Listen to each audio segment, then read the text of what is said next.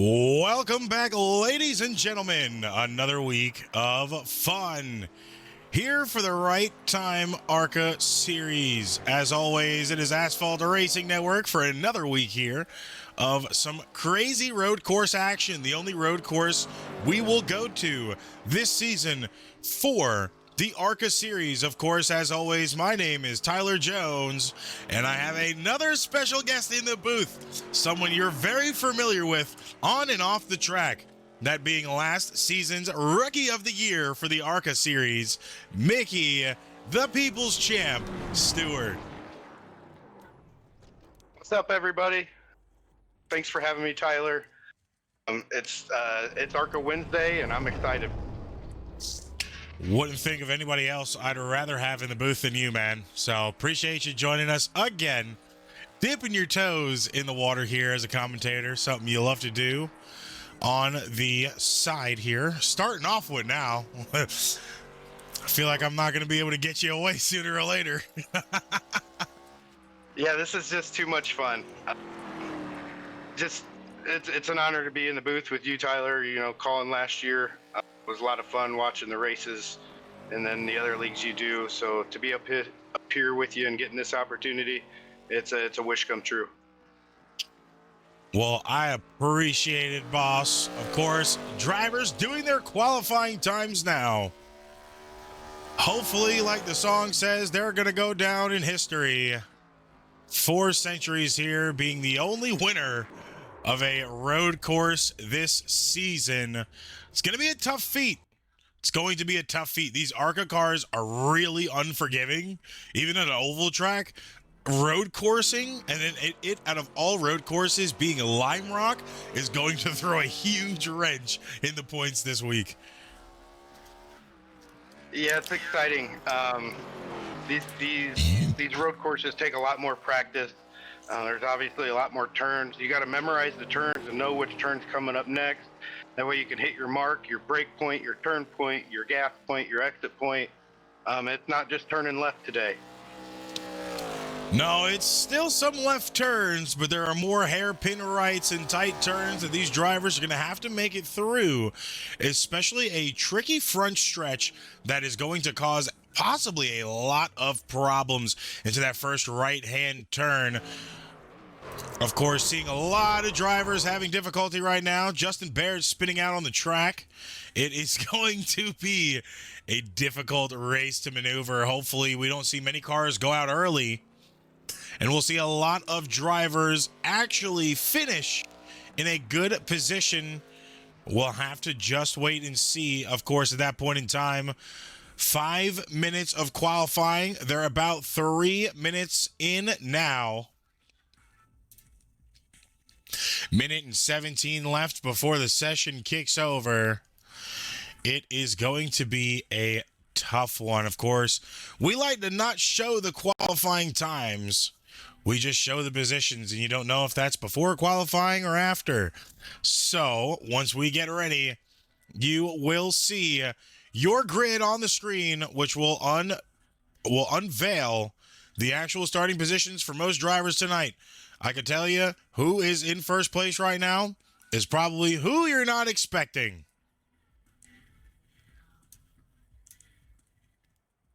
One of the Price brothers.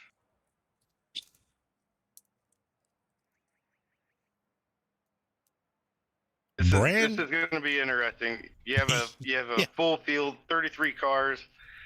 I'm excited to see what happens in turn 1. Oh, I am as well too, dude. It's not gonna be nice. Of course, it's gonna be one of those crazy tracks. Great night. We are not doing full course cautions.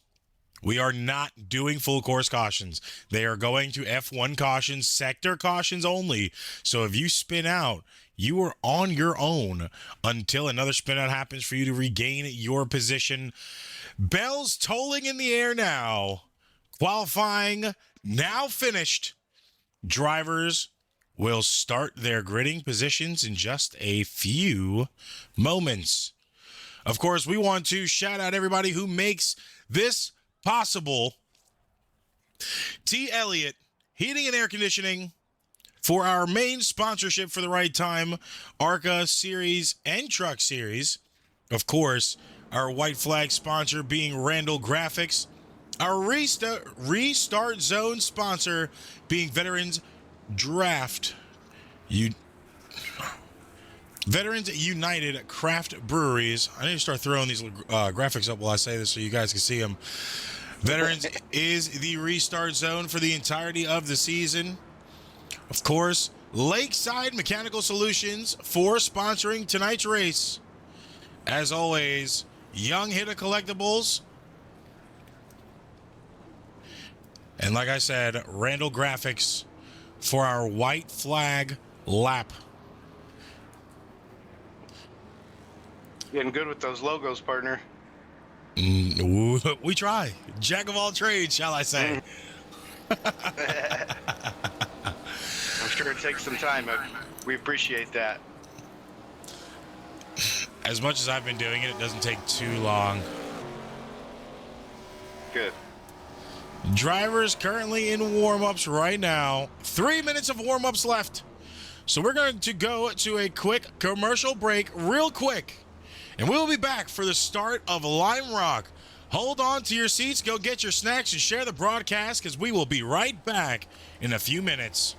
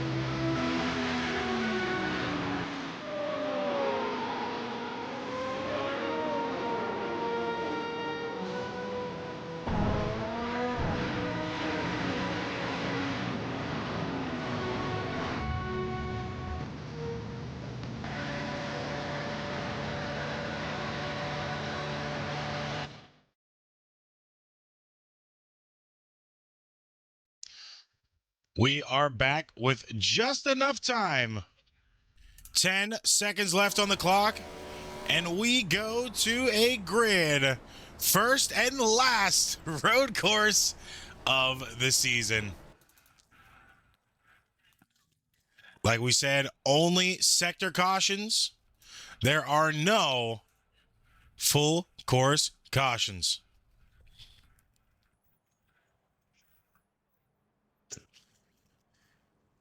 Like Qualifying. that. It'll keep things moving, so we don't get hung up with too many cautions tonight. Oh, yeah, for sure.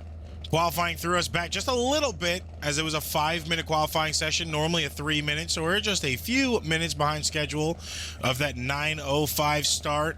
Now looking at your grid here on your screens now. First place goes to Dawson Price. Mark Morton sitting in the 2 spot. Connor Price, brother of Dawson, starting in 3rd. With Christopher DeWald, line 2 and 4th. Omar Rodriguez rounding out your top 5 with Mark Kincaid just behind in 6th. Jerry Ward and Balin Powell start 7th and 8th.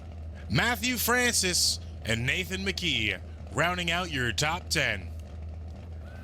In the 11th, we got Corey Moore and Matt Benke starting 12th. 13th, Brett Sturkin. 14th, Matt Hudgens. 15th, Ryan Phillips. 16th, Kyle Cheerney. 17th, Chase Albright. And 18th, we got Ryan Troutman. 19th, Warren Appelt. And 20th, Jared Smith. Just outside of your top 20 tonight sits the 21st position, number 4 car of James Felix. Outside of him is going to be Dean Howard. Aaron Wright in 23rd with Jeremy Lawson, on the outside in 24th. Blake Sherrow in 25th. Kyle Barrington in the 26th position here tonight. Kevin Elf makes another appearance in 27th with Max Wiesner in 28th on the outside. 29th and 30th spot goes to Taylor Miner and Laird Landers. And outside your top 30 and 31st, Austin McIntyre. 32nd, Chad Sturlow. Justin Baird in 33rd. David Callahan in 34th. 35th, Jesse Singleton. And after that, I believe we have Colin Carpenter and Mark Randall in 36th. Yeah, Callahan actively not on the field as he is race control, so he is counted on the board, but is actively not racing. Looking at the sky, an insane amount of cars here tonight. Tight corners. Give a shout out for race control. That's a thankless job. So shout out race control tonight. Tight corners here. Here we go. Pace car off now. First laps here at Lime Rock only. Road course here tonight. Green flag out now. And we're diving into turn 1. First group making it through smooth. Everyone given plenty of space, plenty of brake on entry, and your leaders on exit already. Everybody took that corner respectfully. Price running away with it up front right now. Kind of something we expected to happen from the leader. Everybody was going to go single file, not to overdo it. These tires are still cold. They're having to warm up most of not only the car, but the tires themselves. They're comfortable with the track now as they've had time in warm-ups and time all week to actually prepare for this race. But still, it is a very difficult track to really get a hold of. So the question really is, when are we going to see that first spin out? Been a couple of close calls in the back so far. Like you said, everyone's racing respectfully so far. Everyone's starting to spread out. I think everyone's just going to try and find their groove to start here, it looks like, and then make their moves later. There's only a couple passing points on this track, so patience, again, is key, my favorite word, of course, and see who can get it done. James Felix already spun out to the inside. A lot of damage on that front end of his car now. Kyle Barrington as well just had a little bit of an incident. Looks to be a solo spin. Watching it now on the replay. And of course, guys, it's going to be pretty difficult. An insane spin there. He is going to lock up the brakes. Probably a flat spot on those tires already. But of course, with the no caution, full course caution rule, we're going to have to hit you with these wrecks as a replay unless we can get to the car as fast as possible on cams, which is going to be tough with a 35 car field here. So, of course, majority of your replays are going to be just the wrecks itself. Yeah. And that's the name of the road course, right? Like I said, a couple of passing points will get exciting, but with the without a full course caution, we gotta be on the ball today and show replays as they happen. Now, of course, a lot of Go ahead. But you're starting to see some of the cars, or some of the drivers after their first couple laps, pushing it a little more now that they got some space and some damage on some cars already. Aaron Wright spun out by himself. Of course, giving it to you live here. You're going to see a lot of changing cameras today, so be ready for that.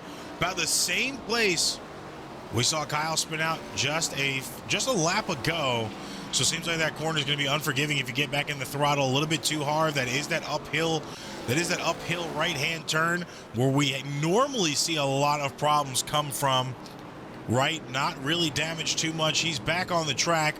Price brothers in 1 and 2 right now. Dawson has a whole 2-second lead on his brother Connor Price in second. Omar in the third spot with Christopher DeWald in fourth. Mark Kincaid rounding out your top 5. And we have another spin out in the back, 35th position. Colin Carpenter in the grass right now. Not much damage on the car, but it's going to be very difficult for him to regain here with all of the traffic around him.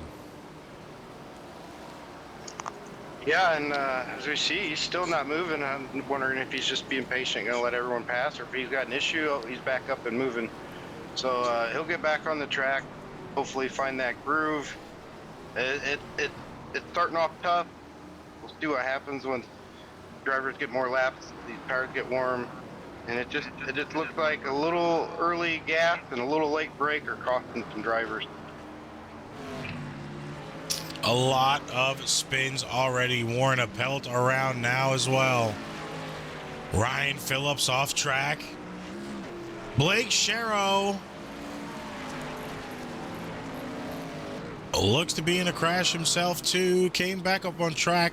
It is going to be a tough night, man.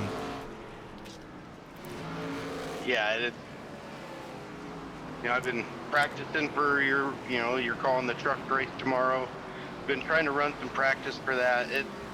It's touchy, there's no banking in these corners. They got so much power and acceleration.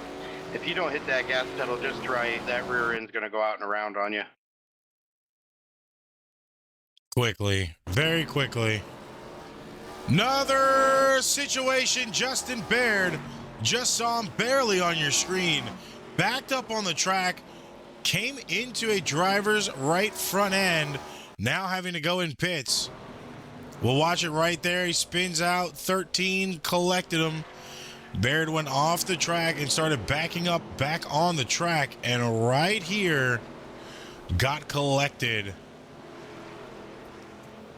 Yeah, unfortunately, I think it's the wrong move there. I'd like to see him stay patient or even pull forward through the grass there.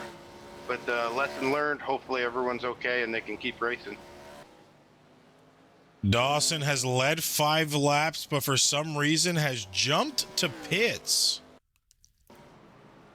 See if he had a wreck situation or if he's having a few network issues. Not getting a feed on his camera. So looking like network issues right now. Strelu also wrecking.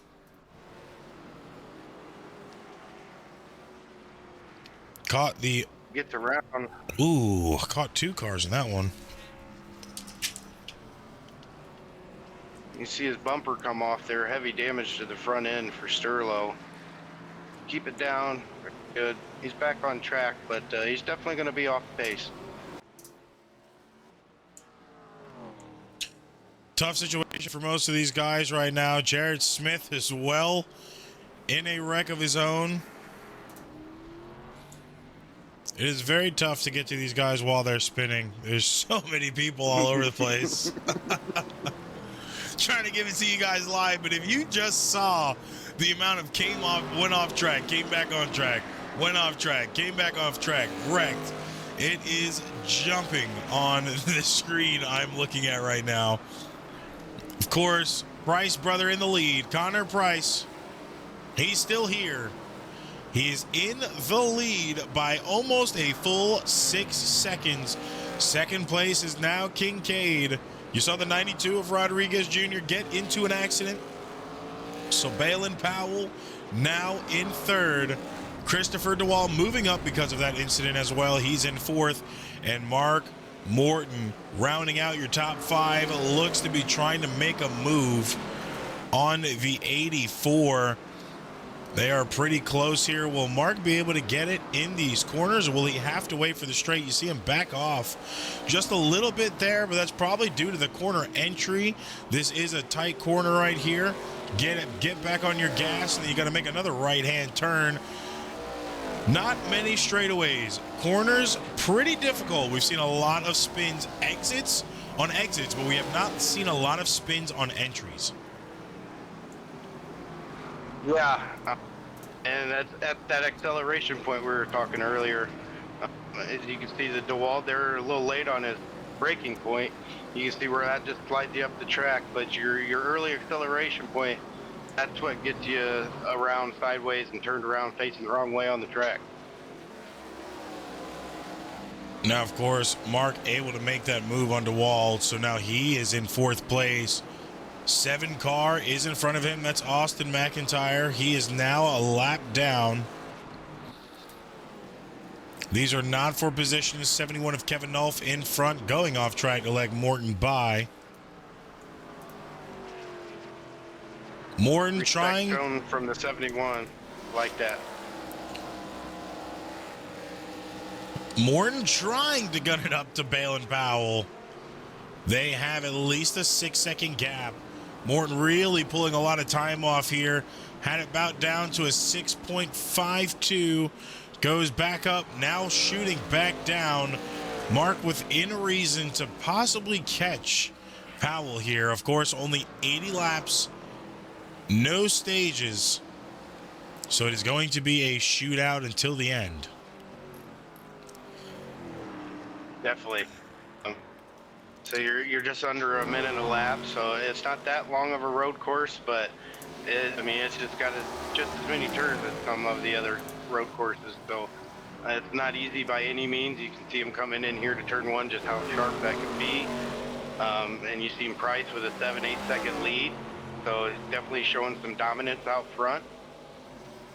But like we said, Mark and them starting to find their groove here, starting to make their way through the top 10, through the top 5. Lap traffic's definitely going to be an issue. So far, we've seen a lot of respect out of those drivers from letting leaders by. Hopefully that continues. 7 car just dove out of the way to let the 20 of Powell through as well. So it seems like it's going to continue. They're not trying to hold him up. Also, it's a smart thing as well. If you know you're going to hold them up, it's possibly going to cause a stack up because you got a lot of different skill levels around you. Some can push in the corners, some choose not to, trying to save the tires. Between the skill level, the strategy, the tires itself, your gas run. I mean, there's a lot of corners you really can kind of coast that'll kind of pull you through, hold you off a little bit on having to go in a lap early or so. But it's gonna be difficult to really maneuver at the end of the race.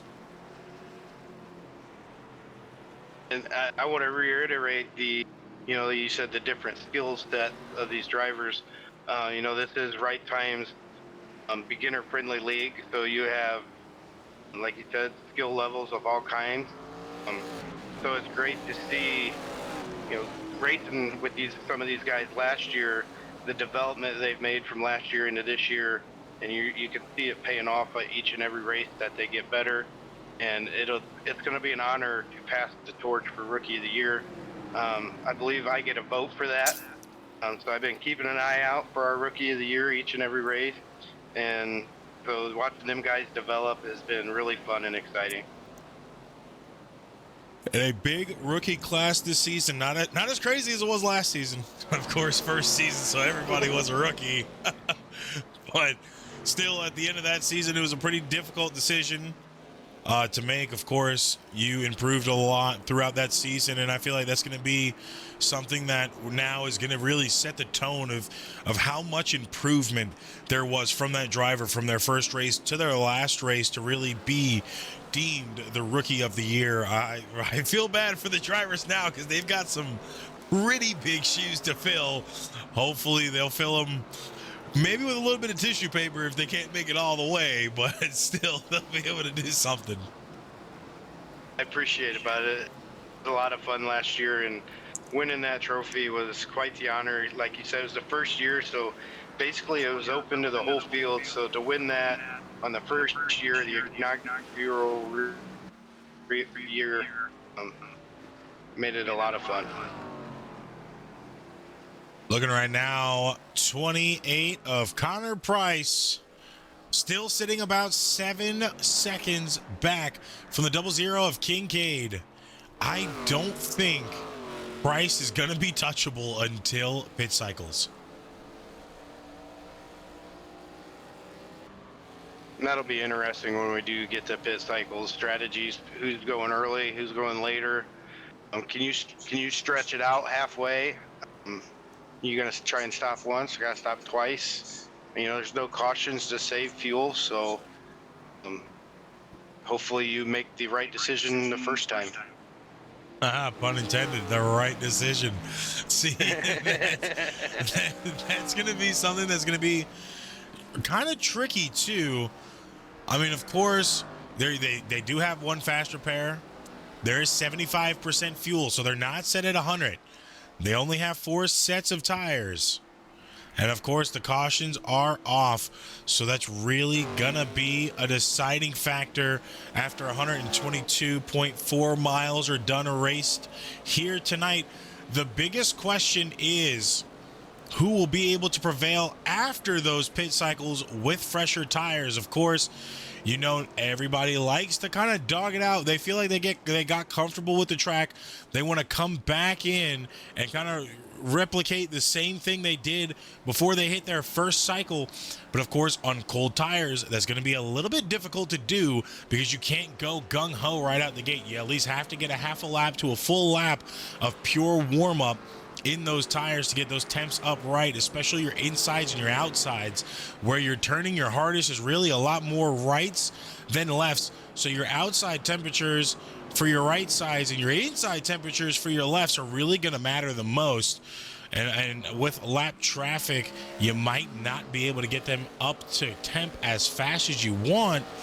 But that's just going to be something that we're going to have to deal with here. I mean, we already have a lot of lap traffic so far.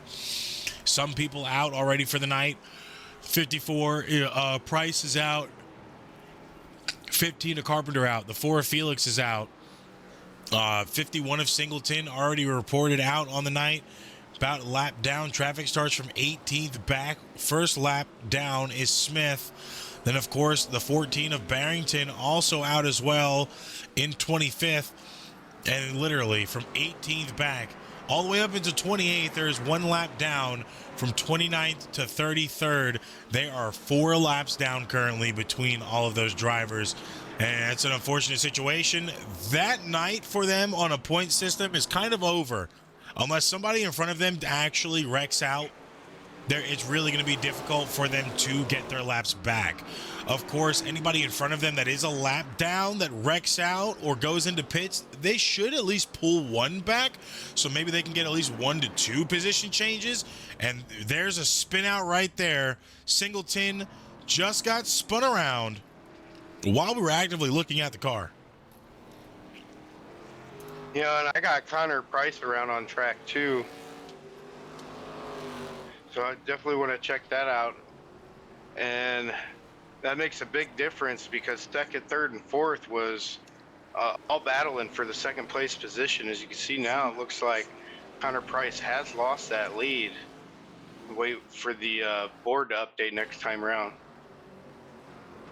Oh, the 16 sent it in really hard, bounced the rumble strips, almost took out the 19 as well, and sent Price around on the infield or the outfield, whichever one you want to call it, on the grass.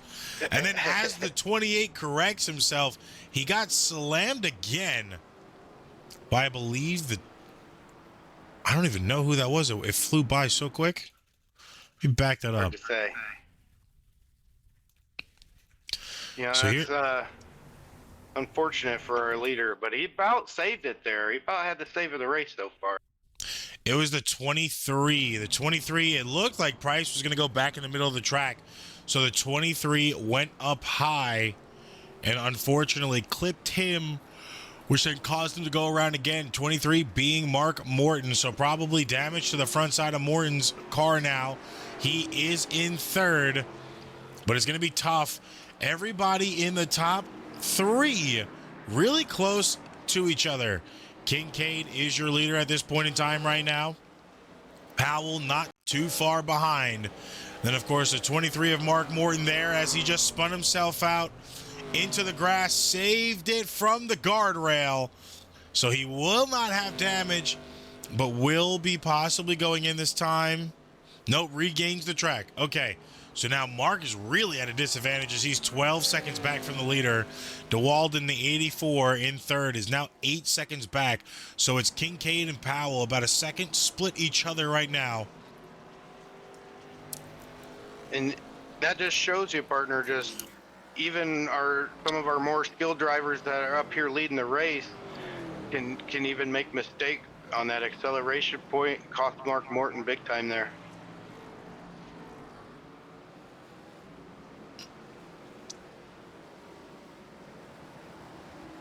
And just a crazy night. What a crazy night. I mean, we expected this to happen. Road course racing, it's never as fun as you imagine it to be. I mean, unless you're, the leader, way away from anybody, not really having to worry, but you're still having to fight the lap traffic. So, I mean, it's just going to be an unforgiving battle the entirety of the night. As of now, it's really who can win this race with the least amount of damage on the car. Yeah, it's really shaping up to be not who's the fastest, but who's the cleanest and the most consistent. If you don't spin out at all and you don't have any damage, you have a really good shot at a top 10 or even a top 5 here. Like you said, we got a lot of lap traffic already, a lot of lap cars. Kind of expected that, but we've had a good top 5 battle here recently, so hopefully we can keep some good racing on the track.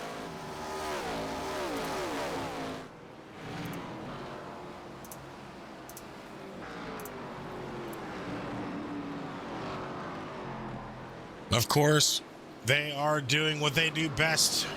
Well, I can't say that because it's going left, but now they're going left and right. Of course, lap 23 at this time. Of course, 25 laps, we always go ad-free. Kincaid is still in the lead with a lot of lap traffic he's having to maneuver in front of him right now. Able to get it done. A immense amount of cars behind him. Powell only literally half a second behind in the 20. Now being separated by the 92 of Omar. As he passes you on the screen there. Going into this first turn, he might be able to get some time back up onto that leader. Omar going into the inside, so that's going to cause a little bit of a lost time to the leader of Kincaid, which is going to let Powell catch up.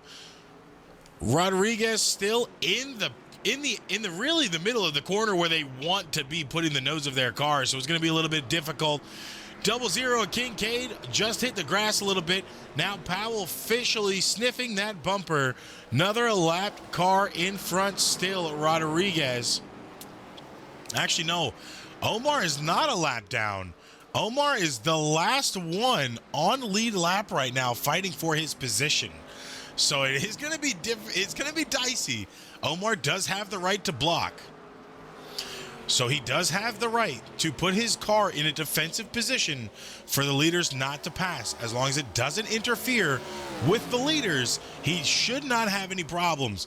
But of course, that line does get blurred, especially when you have a fight for the lead behind you. So now we're going to have to wait and see what's going to happen. Now, Omar's got a little bit more of a gap onto the leaders. Powell and Kincaid can fight just a little bit harder, but they still have lap traffic behind them to worry about. Yeah, like you said, Omar has every right to fight for that position and to stay on that lead lap, and right now it's paid off for him as he puts some distance between him and the leader of Kincaid. You know, we've seen Omar up front just not too long ago, so that's just how fast things can change here at this road course. But Omar is a pretty skilled driver. He's probably in the top half of this league, so I expect him to keep that lead lap status. Look for him to make some aggressive pit strategy to try and make up some time. As long as he can stay in front of the leader, he's going to be passing some people while he's doing it. So he'll stay on the lead lap. I think he'll be fine. Of course, top 5 right now: Kincaid, Powell, Christopher DeWald, Mark Morton, and Nathan McGee. Rounding out your top 5. It has been a tough fight right now, as we only have about 15, 16 cars on the lead lap. But of course, we are going to head to a quick commercial break, and we'll be back with more nonstop racing action. We'll see you in a few minutes.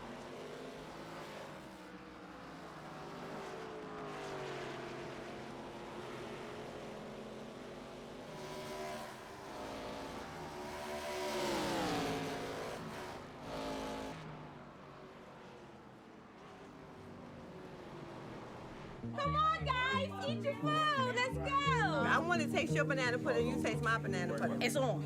It's on. I was going to say, will you marry me?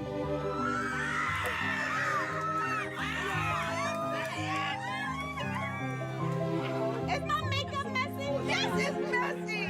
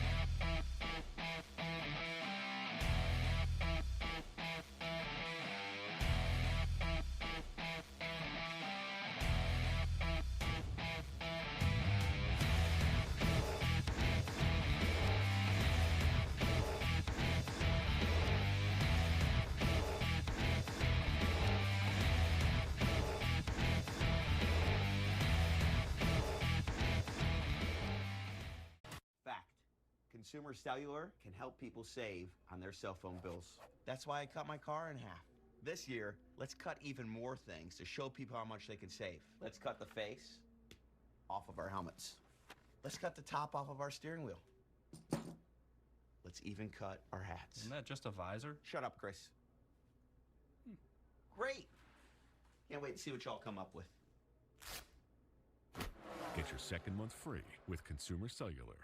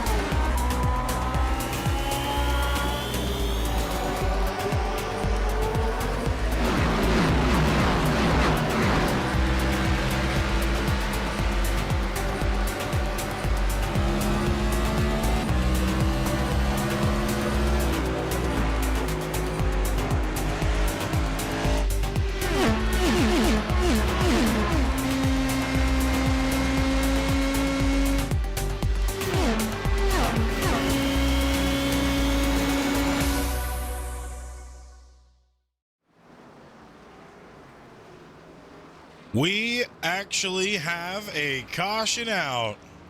Huge wreck. You're seeing on your screen 4 cars involved. Race control has thrown the caution.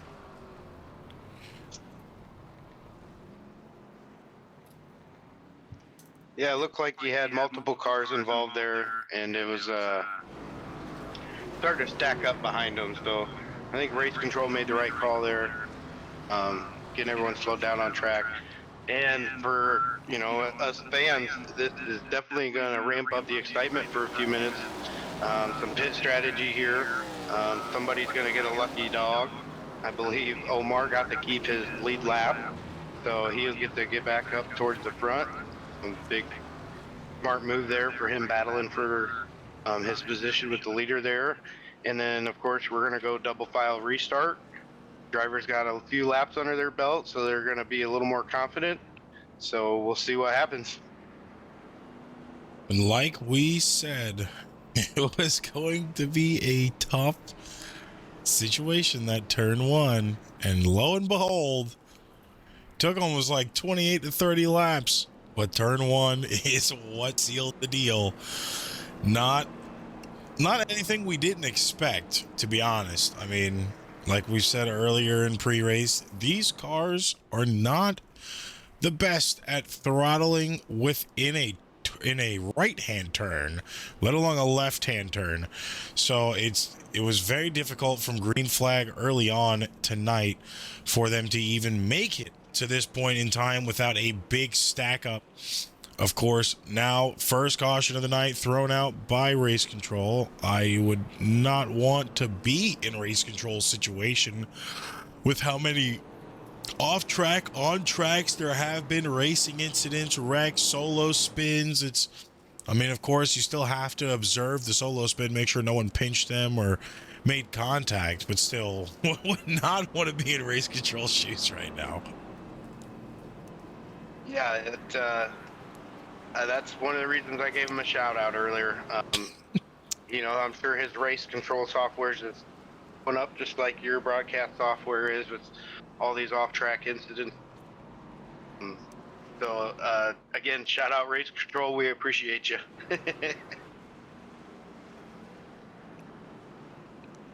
Oh man, it's just difficult. I wish I had a wide zoomed out view of this actual stream, because like this track is stacked with cars right now. It doesn't do it justice what you guys are seeing. Wait, let's see if we can pull it here. In some of these, there's only 2 lanes worth of cars, and so it gets real tight. Just like you see here through the S curves here.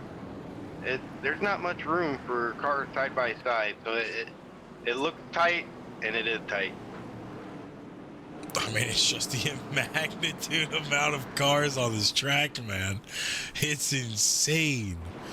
And to think, like, we already have a few people already out for the night. I mean, we know Dawson Price went out early on. Didn't really benefit. Unfortunately, he was in the front, had got caught up in a situation, so he was out earlier on the night.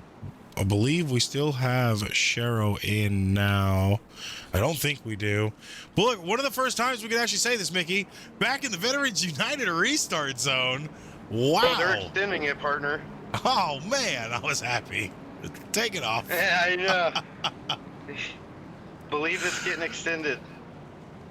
Yes, pace car is back out on track. But hey, put it up there, partner. Leave it up for the whole lap. Yeah, you know what? Give them their due. We'll just leave it up Give for the them whole their lap. due. Yeah. There you go. We'll pop the tower, take her down, put the tower back up since we're doing that. Yeah, difficult for Veterans United today. Can't shout them out as much as we want to because it's on race control to throw these cautions. It's not an iRacing caution, so we'll have to just throw the name out there. But of course, if you guys are in Florida, you go to Florida, Disney World or anything, any trips down there, Daytona, of course, spring break. Not too far away, as long as you're able to drink. Stop by Veterans United Craft Brewery.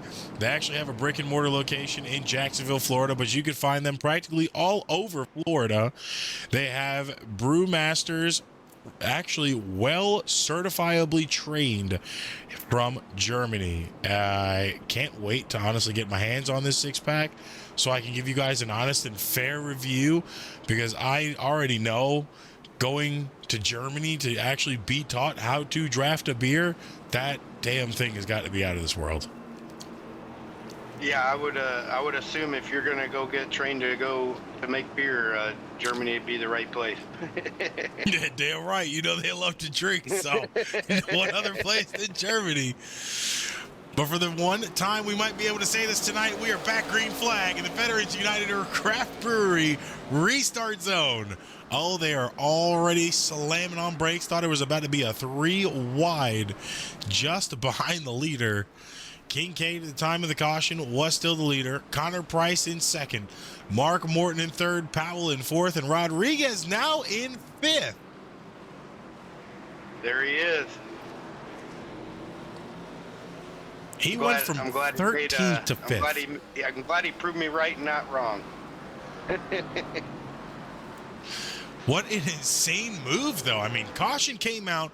We saw him fighting for the lead with Kincaid and Price. Got into a wreck there with the 23 of Mark Morton. Went down at least 4 positions. Rodriguez was in the front of everybody. And then, boom.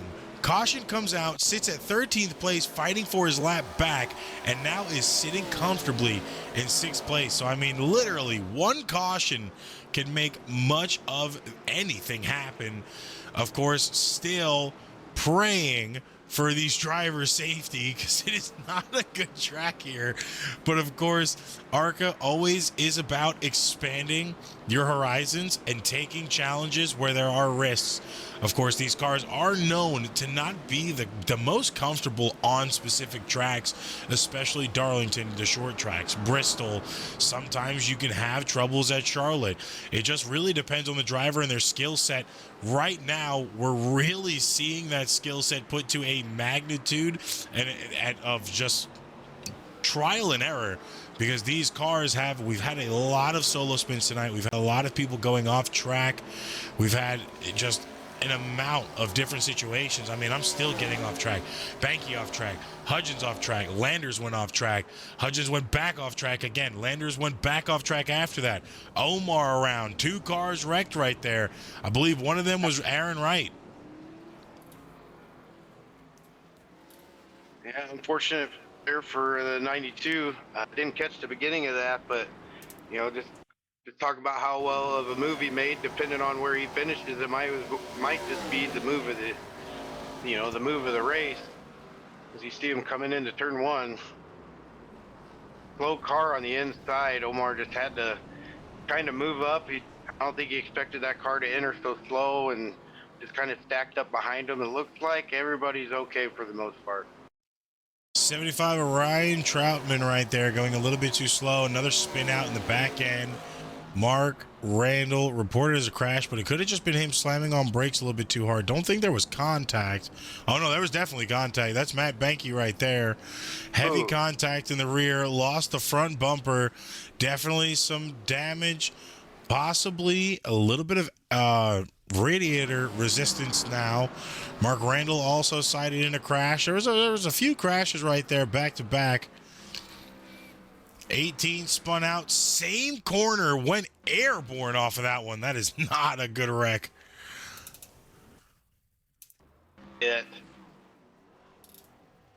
Just because it's a road course doesn't mean we're not going fast.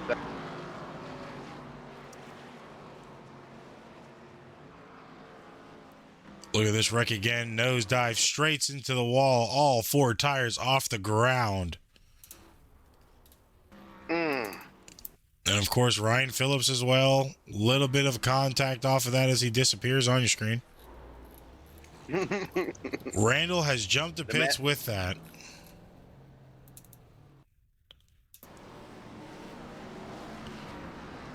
Kyle Barrington also reported in a crash not too long after Mark Randall. Same situation. You saw his tires. His tires completely came off the ground at the apex of that corner. It seems like that hill is just getting the car up off the ground just enough, get him loose and just pointed towards that wall. And like you said, tires off the ground, another heavy hit, and another bumper laying off to the side of the track. See, and that's something about these cars. Of course, it's a little bit difficult for these cars to kind of maintain where they're at on the ground. As soon as you get that dirty air under the car, it's kind of a wrap. There's nothing to really save you other than God himself. It's one of those things. It's just, as soon as you give enough of that car, that air underneath, the same corner, we saw Connor Price just take it that time. He was able just to keep his tires on the ground, but you see the suspension lift off pretty hard, and as soon as that air sweeps under, I mean, you see the side skirts practically all the way to the ground. That they're there for a reason. As soon as you get air under that car, it literally just wants to lift up like an airplane. An unfortunate situation where we're seeing a lot of drivers have that situation where it's leading to the wrecks. I don't think they're overcooking their turns. I feel like they're coming in with a little bit too much speed, which is causing that air to get under. Yeah, like you said, the side skirts are staying near touching the ground. I'd like to see that car in post-race inspection. But NASCAR, and they put so much money into these cars, trying to make them as best they can, as low as the ground as you can. Like you said, the air gets underneath the car and kind of lifts everything up, and you lose traction on all four tires, especially the rear end. And you're really seeing it in action on the crest of that hill and the exit of that turn. Yeah, just look at Randall coming into this turn. We'll actually see if his tires go off. You saw him get a little bit loose right there. Tires kind of look like they came off the ground. And then you see him to the outside. You can see it lift just then puts him into the grass. Let's rewind that since we got that suspension cam.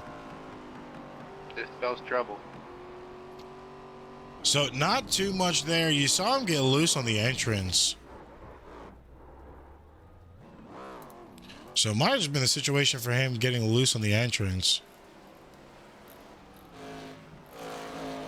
Spun himself around again. Now he just jumped to pits.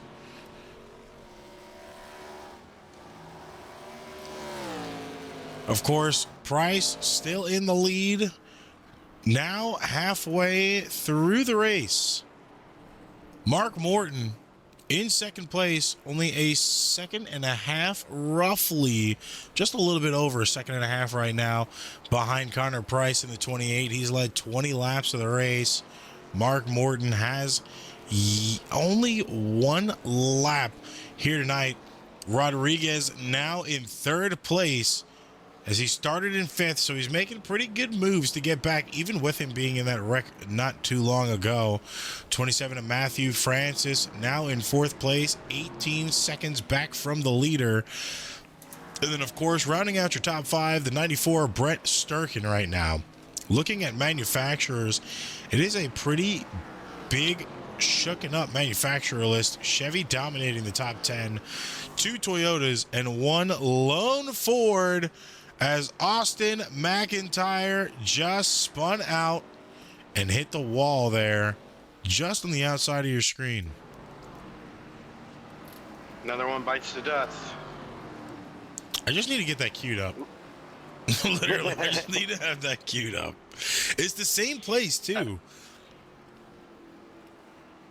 And it looks like just before this happened, looks like 3 of our leaders that actually hit pit row with Kincaid and I believe Powell, and there was a third one there, DeWalt. Those 3 Chevys just hit the pit road, unless the board was telling me wrong. But they did drop down in position. Yeah, I'm seeing that. They were reported. Powell was in pits. Kincaid was in pits. DeWald was in pits as well. So we're starting to see a little bit of pit strategy come into play. I mean, you kind of expected it, 75% on the gas. But of course, it's the tires. Tires are not used to turning right. The wear's a little bit different. It gets a little bit tricky and harder to maintain. 27 of Matthew Francis almost just got into the back of Omar right there. Or just past halfway, so those three drivers going with the halfway strategy. I believe we had some people pit during our full caution there, and so looks like we have a couple drivers doing the long first run, shorten up the run on the tires for the second half of the race. We'll see which strategy pays off better. Ooh, Aaron Wright just solo spun into the grass there.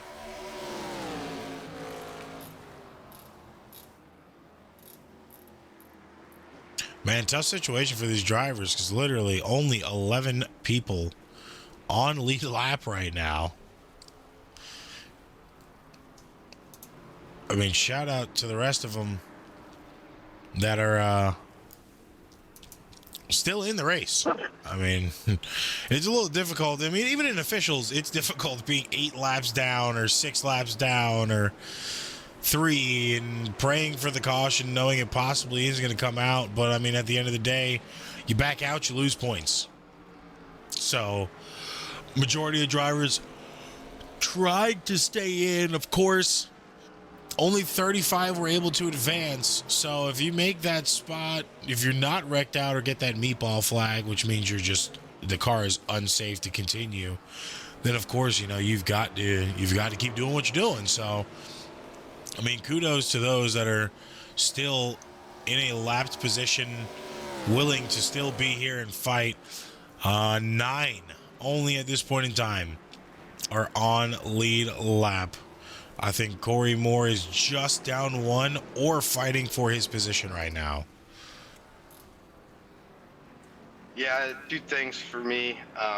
It can be frustrating, but there's a good chance somebody's going to wreck out in front of you, and every position's a point, and every point counts. We're still early in the season. And the other thing is, man, these boys just want to drive. They just want to race, show what they got, get better. You know, even though you're not going to win the race, every lap helps you get better for the future. And of course, it's been a difficult night for most of these leaders. Mark Morton right now, currently your leader at lap 47. Of course, only 1 caution that was extended, so the amount of laps was 4. And only 2 lead changes here so far tonight. I would say 3, because we saw Dawson Price get that lead taken away from Connor, and then it went back to Connor for majority of the race till that first restart, and then Morton. So I'd say maybe about 3 to 4 lead changes. That might be off by at least 1 or 2 officially. But of course, you know, 80 laps here tonight. Tough track as it is. 82% humidity, probably not helping those tires wear evenly. And then, of course, debris on the track, definitely not helping at all. So it's just a rough race, honestly. It's a rough race from the start. It's going to be a rough race at the finish. Yeah, these very well can be rough races, and we've had some rough moments, but not all too terribly bad for a beginner league. They're starting to get it figured out. Now, of course, they hit that lap 50 mark. They'll have just 30 laps left. And those laps are roughly hitting about a minute, maybe 54 seconds looking at the last time on the tower. Last time for our leader was a 54:07. The closest person to him within the top 5, within the top 5 would most likely go to Sturkin with a 54:620. In the top 10, That would be the 54, 118 of the 20 of Powell. So we still have a lot of speed here from some of these drivers. I mean, Morton pitted at lap 30. Sturkin pitted at lap 30 as well. And Powell pitted at lap 41. So Powell on a little bit fresher tires, about 11 laps fresher than our leader right now. So that's also going to come into play with pit cycles. Of course, Morton, a veteran driver, knows what he needs to do to pull out a win when he needs to or wants to. So we might be seeing a Morton win strategy right now with his pit cycling. Of course, that caution is when he did go in, so he didn't really have to worry about it. But, I mean, he is well ahead of the rest of the field. 27 seconds from Francis in second place, 31 seconds from Omar Rodriguez in third, 34 seconds from Sturkin, and 39, about now 40 seconds almost to the top 5 position of the 00 for Kincaid. Yeah, Mark, if there's somebody that I know can stretch a set of tires out to the fullest extent possible, it's Mark Morton. The guy can save tires like no one I've ever seen. That's definitely part of his strategy today. You can see him trying to put as much distance between him in that second place as possible. I'm not quite sure if he can make it on fuel or not. If he can, I expect him to take the tires at the full distance as well. With him being at 30 laps, I don't see the possibility of him running his gas without needing to go back in. I could be wrong, but I mean, you could hear it. He's in the throttle in the corners slightly. He's not clutching to try to save. So I mean, it might, if he's able to finish, it's going to be damn sure close. Now it's going to be harder, as normally when you get that warning from your crew chief or your spotter, hey, look, we're low on gas, try to save a little bit, that normally tells you got about 2 laps left. Of course, with these being about 54 second runs, that's going to be a little bit difficult with how much you have to get off and get back on. He can thread it out a little bit longer in these corners, but there's not many long corners as if there was like a Sonoma or at Coda where he can really coast. So I feel like if he can make it on gas, it's going to be close. If not, we're going to be seeing him come in within the next 15 laps. If he does have to stop, he's putting some even more time between him and Francis. So he might even be able to stop and keep his position if he has a really good stop. See, and that also might be a reason why we're seeing him drive not aggressive, but a little bit stronger than at where he is right now with a 29-second lead and coasting. Of course, trying to gain that position, gain that advantage on time, not really have to worry about anybody around you on the track other than the lap cars in front that can kill your run right now. But of course, now Francis up to 30 seconds behind Morton. So it is going to be a little bit more difficult. If Morton takes a gas and go, he's only probably going to go down roughly maybe to 20 to 25 seconds from Francis. If he's good on tires or he feels like he can manage them, he should be all right. Now, notably, Francis also did pit at lap 30.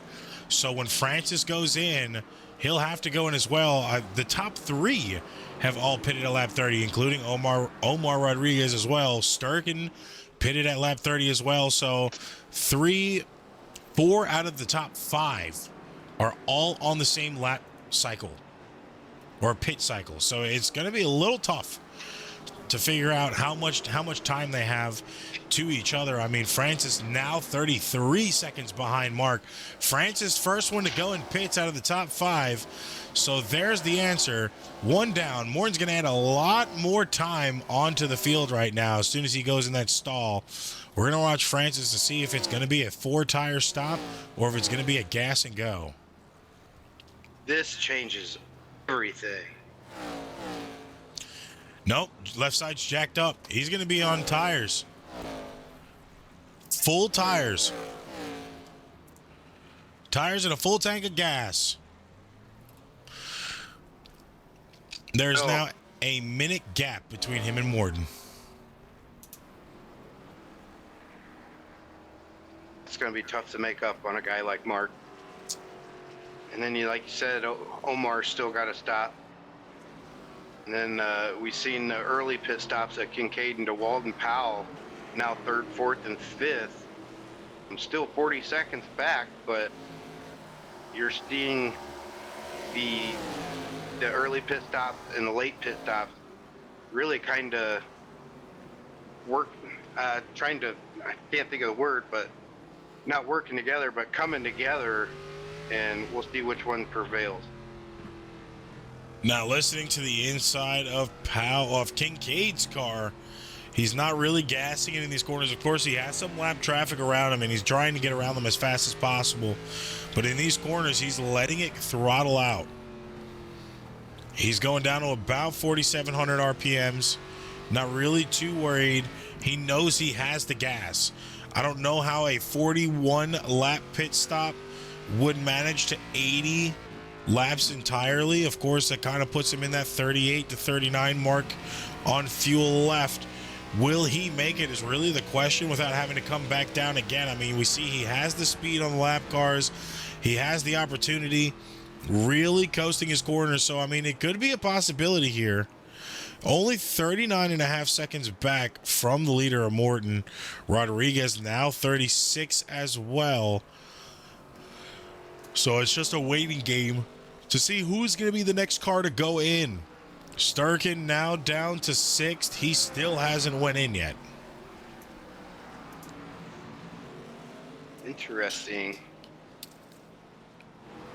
You're starting to see lap traffic start to creep its way through the top 10 to where now you only have 7 drivers on the lead lap.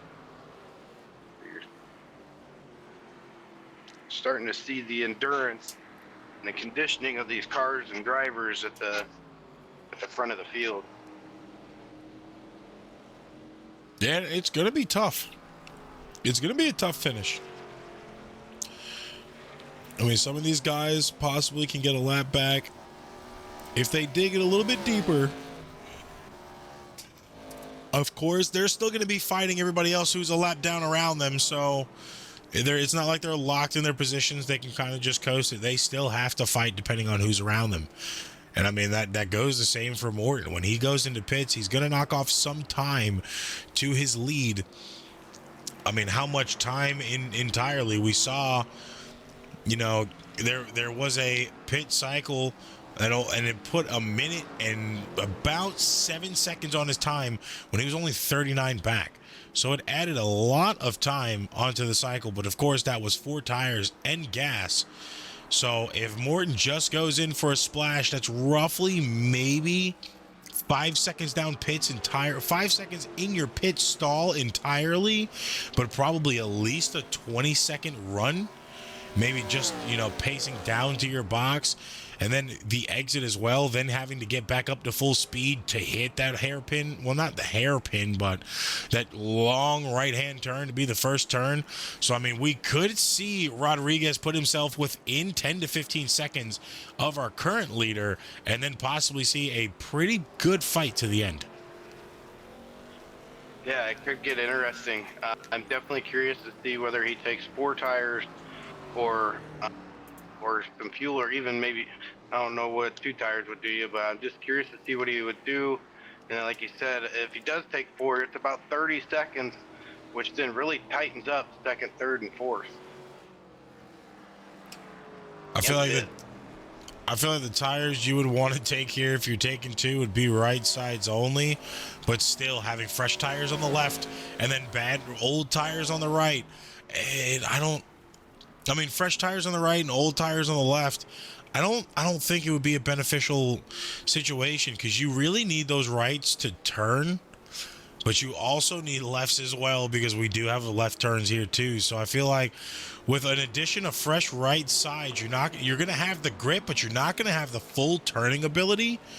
So, I mean, I feel like if you're going to do anything, it's going to have to be all or nothing. I would think so. You see Rodriguez dropping down to 5th there. So then you got the 3 Chevys that pitted early, second, third, and fourth. Morton's still keeping that lead, and maybe even gaining or putting more distance between them. He's just hitting all his marks. Oh, Morton in pits now. 38.7 seconds is the second place hitter of Kincaid. So now here comes the question we've all been asking. How long will he be down pits, and how fast will he come back out? Still 38 seconds for Kincaid. Not much time has been lost, but now that he's going to be stopped in that box, it begins to toll away. Don't speed, don't speed, don't speed, don't speed. That's exactly what he was saying, entering and exiting. 40 seconds. He actually gained time. But here it comes. Kincaid, 25 seconds. He's now just on the stretch. He is under 6 seconds. Holy hell. A lot of time was caught up. Kincaid now can see Morton on the track in front. Oh, he took all 4 tires.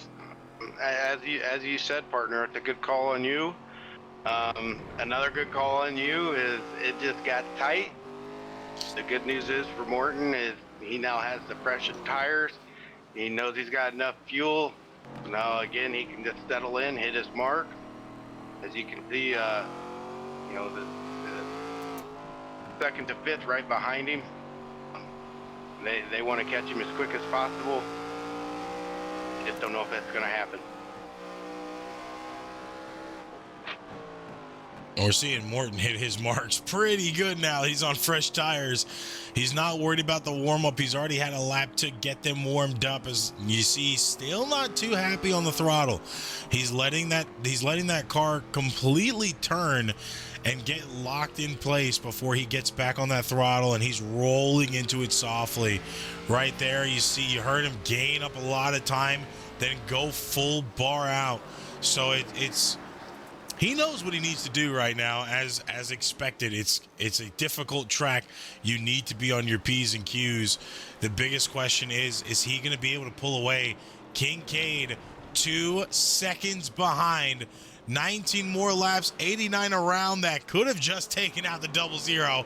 0-0 got around in just enough time, but still, Morton in front, not by a long shot. 3.4 seconds now as he's gained a lot of time off that straight, but it's still not enough to be comfortable with 18 laps left. No, he's definitely not comfortable, but he's got to just sit back and relax. You can't mirror drive too much on a road course, watching this stuff behind you with all the different changes of right and left and break points on a road course. But you can't just sit back and relax too much. As you've seen Kincaid, made some time up on him earlier. Now you see Morton kind of put some time between them. But single mistake here could cost you the race.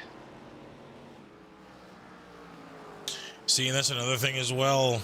If you know how to race, you are always told, do not pay attention to your mirrors. When you're looking back, that's normally where you end up going. So you have to pay attention to what's in front. You pay attention to that top mirror too much, then it gets in a situation where you are slowly but surely starting to watch yourself fall back and farther back and farther back. So it's not something you want to get hooked on. It's kind of like a drug, paying attention to who's behind you, and the more you do it, the more it hurts you. So of course, Mark really trying most likely not to. He might even have his virtual mirror turned off tonight. But I mean, Kincaid right now, he could breathe a little bit longer or a little bit better, because Kincaid now almost 6 seconds back. 16 laps to go. Mark has added a lot of time onto our second place sitter right now. Yeah, pure dominance here in the second half, or here late in this race by the 23. Yeah, he's just good. He saves those tires, and you can tell Now that he's got them tires a little warmer, and he's got it dialed in, he's hitting his mark. There he's seen Kincaid get a little loose. You know, it's starting to get to crunch time where he's got to start making up some time. Otherwise, it's going to get to be too late. He gets loose there coming over the hill, so looks like Kincaid's going to start pushing the limits of that car, even with the front end damage that he has, to make up that time and go try and get himself a win. Well, of course, 15 more laps to go. Not much longer in this race. Seems to be wrapped up with a bow, but you never count your chickens before they hatch. So, of course, still nail-biting action here tonight. We are going to go to a commercial break, and we'll be back with the rest of the live coverage here at Lime Rock.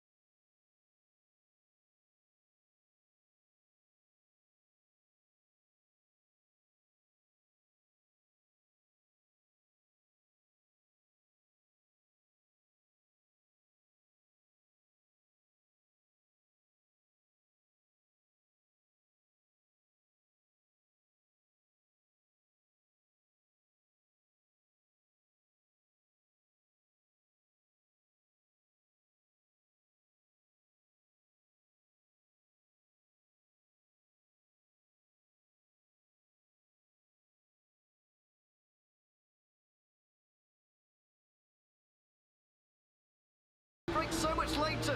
Basket can't defend. He's got the outside line for the second part, and he can't hold on. Going the long way around. We're going to be 3 wide for the lead as they all come to the line. Who is going to take it in the end? And here comes Lockwood. He's going to make the move to the outside. Quinn tries to force it off a little bit, but there he goes.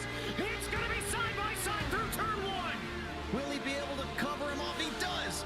Weaving back to the left-hand side. Reynolds is trying everything. The kitchen sink is being thrown at it. They're leaning on each other. Coming into turn number 3. It's going to be a drag race through 3 and 4. Coming back to the line. Here comes Frisch on the bottom. Bouchard's going to hold the inside. Tries to be the late breaker here. They're going to be side by side through the final chicane. They bang doors, but keep it clean. As they're still 4 wide on the run down into the back straightaway. Demerit's looking for a line as well. What is going on in Michigan?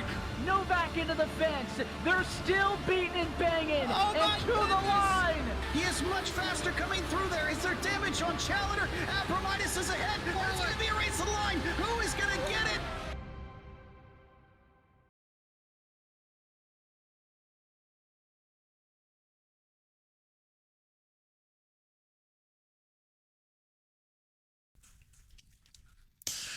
We are back. 10 laps to go left here at Lime Rock. Tough race for a lot of drivers tonight. Now only the top 6 on lead a lap. Mark Morton still holding the lead strong.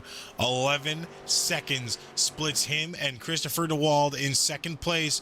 Balin Powell not too far behind our second place hitter, and Kincaid with a little bit of an incident during the commercial break. He got a little bit loose, got passed from the second place hitters right now. He is rounding out your fourth place. Omar Rodriguez finally goes in pits in fifth, but possibly going to lose a position or two. By the time he comes out, he just lost one now, going down to sixth. 9 laps to go. You can almost but wrap this up with a bow. Morton praying to God there's not 4 cars that wreck again to cause another caution. He's praying to the NASCAR or to the e-racing gods right now. You know, he had a tough break last week in one of his races, so he's really looking forward to bouncing back this week, and he's starting off on the right foot here in the Arca race. Right foot indeed, with a lot of left turns as well. Lefts and rights have been the struggle and challenge tonight. I feel like it's been more of a challenge not to drive the track, but to keep your car going straight. We've seen a lot of people have solo spins, especially off of that high embankment in like turn 4, 5, that uphill climb. We've seen a lot of cars get air under the vehicle, which has caused them to spin out, right side tires off the ground going into that turn. I mean, it's been one hell of a race, not only for the leaders that have held the lead at points in times, having to pass lap traffic, but also for those not trying to go a lap down either. Yeah, I kind of forgot what I was just going to say. I apologize, but it's pure dominance by the 23. I'm enjoying it. I mean, we don't call him Crazy Train for nothing. Cue it up, boss. Cue it up. Safe to say it's already queued and waiting for him. T-Bone showing confidence in the 23. Still got a lot of wrecks happening on the back of the field. Hey, I have to have a lot of confidence for the 23. He is my driver on Saturdays. I mean, he just came off a win. Steel City back-to-back in Naris right now. Mark fresh off a win on Saturday. This is the first time he's touched a track since then. So, I mean, I have faith in him to grab 2 within a week from Saturday. It won't be the first, and I'm sure it won't be the last for Mark Morton. No, I hope it's the first for him this season. Of course, he's not full-time competitor down here. He is full-time competitor in trucks. But, of course, he felt like Lime Rock was his opportunity to shine back in the Arca cars, kind of giving y'all a taste of what's to come if you move to the truck series. Yeah, it's almost like a Kyle Larson, Kyle Busch situation, if you think about it. The more skilled guys come down to let these newer guys, or, the guys that didn't feel confident enough or able to get that spot in the trucks, just a little bit of a reminder of, hey, when you come to my series, this is what you're dealing with. Remember, your skill set isn't the highest you think it is, so here's your opportunity to make it better. And I feel like that's really going to be the takeaway from a lot of the drivers tonight. Hey, look, we had a truck guy come down, kind of put us in our place. We need to come back stronger and try to evolve. Of course, Morton's probably going to get thousands of questions after tonight from a lot of the rookies or a lot of the drivers struggling on this track as well. And I mean, he is one of the biggest helps off and on track in the server of there's a lot of guys that, dedicate a little bit of their time to try to help guys out. But Morton does above and beyond when it comes to that. Yeah, one of the first guys to help you, if you ask, is definitely Mark Morton. He helped me out last year. Definitely a little bit of credit to him for my rookie of the year and all them guys that helped me. These truck guys coming down and you're in Arca, you would think they would hold a grudge, but they really don't, because having those guys on the track with you makes you better, makes you want to be better. And, if you get a chance to get behind him run his line, see his break points, maybe learn a little bit on the track. And like you said, if you ask him after the race for some pointers, he'd be one of the first ones to help you. 4 laps to go. 10-second differential from him and the second place sitter of DeWald. I think it's comfortable to say, if everything goes to plan, the top 5 should be locked in. Top 5 is the only people on lead lap right now. Everybody else is lapped down. So Morton, DeWald, Powell, Kincaid, and Francis should all finish on lead lap now, as they all have pitted. Morton, the latest pit of all at lap 60, was able to hold on to his lead. Francis pitted at lap 53. And of course, 2nd through 4th, all still on that 41st lap pit cycle. Just right outside your top 5, Omar Rodriguez, the first one lap down. I want to reiterate or go back to that point where he was racing the leader to keep his lap. You know, if he wasn't able to keep that lap, I expect him to be somewhere in the teens or even lower. Although he's a lap down, the move really paid off for him to get him a 6th place finish. You've seen the real late pit strategy. Did cost him a few spots, but 6th place finish at this track is absolutely nothing to hang your head on.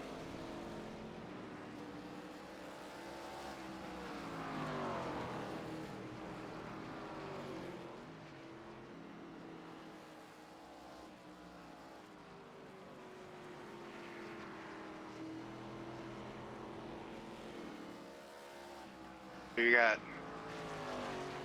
between 2nd and 3rd place here, as watching them coming down the hill. The 84 at DeWald and 20 of Powell coming to the start-finish line, coming down to turn 1. Still maybe a little less than a second. It looks like Powell made up. Oh, they lost that time in the entrance of the turn. Lap traffic in front of them. 84 giving a bump, saying, I gotta go. Less than 20. Make up a lot of time, less than a half a second now.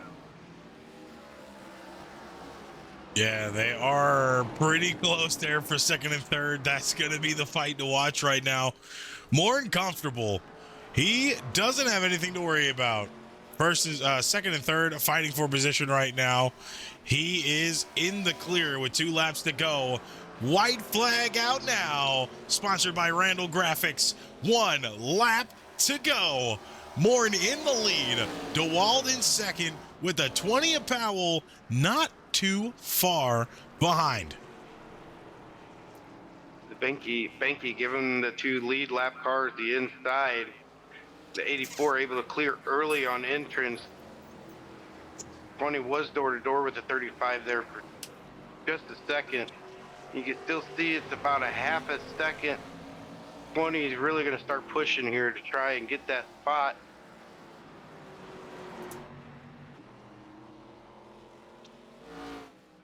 Cool as a cucumber in front. Hopefully not pushing his car a little bit too hard. And there you go, down the straightaway, crossing the line. Crazy train. Mark Morton takes it at Lime Rock.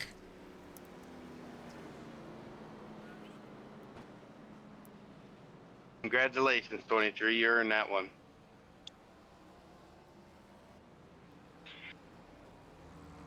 Powell unable to. Powell actually beat DeWald. He actually got around him.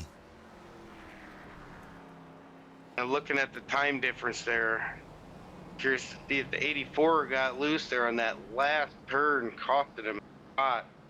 Still a podium finish in an interview with the one and only T-Bone, but that's a tough break for the 84. I just checked chat. Someone said, sheesh, maybe he is as good as Mark Morton. Funny. Oh, you guys crack me up.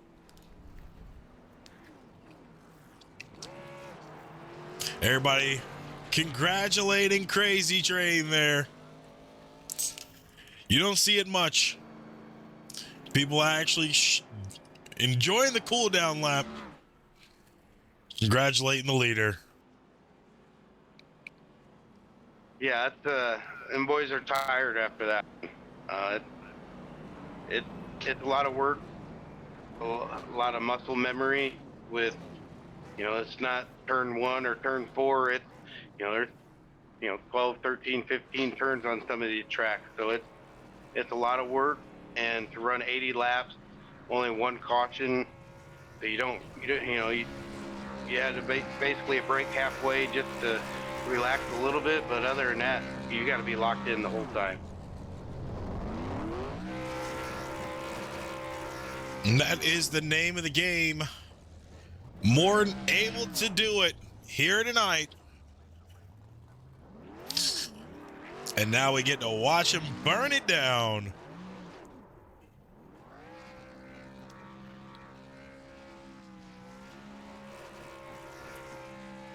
Them tires aren't that old. We should be able to get quite the burnout here. Tires aren't that old, and he's got a lot of gas in that tank.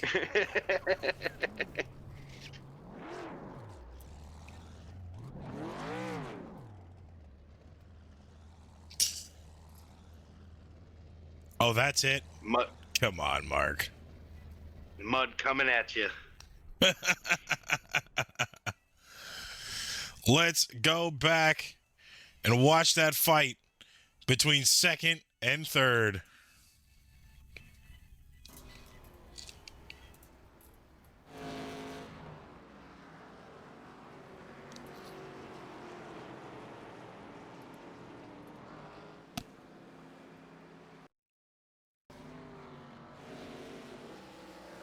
See, this is early in the lap. And then we come back down the hill here. The 20 is still just behind the 84.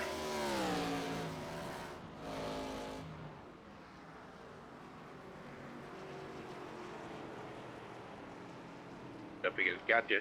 So, all right, this is last lap. We just took the white flag here. I'm getting past the 35 here at turn 1. And you see the wall still with a half a second lead at this point.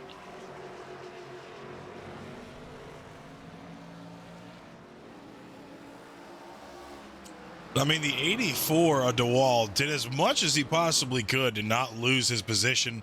Of course, when you got a car behind you, things start to happen. You saw him get loose right there, hit the rumble strips. They really weren't leaving each other room for error.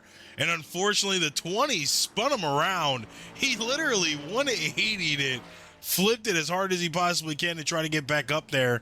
But that's what caused Brandon Powell to walk away with the second place finish. Yeah, be curious to see some different angles on that one, but kudos to the 84, keeping it off the wall, no contact anywhere else. Only lost the one position to the 20. So very unfortunate there for the 84, but some excellent driving to save it. Ask and you shall receive, my friend. Here's the chopper cam.